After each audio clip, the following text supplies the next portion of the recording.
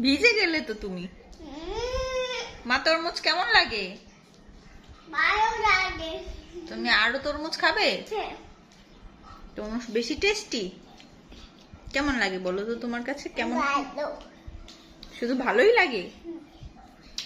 আরো তরমুজ কিনবে বাবা? কয়টা তরমুজ খাবে তুমি?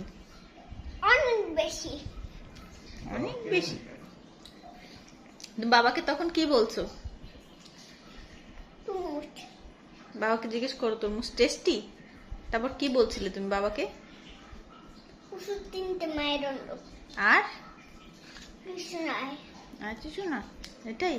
বাবা তো বলছে তরমুজ মজা না, আর কিনবে না। হয়েছে কি বলছে? তরমুজ।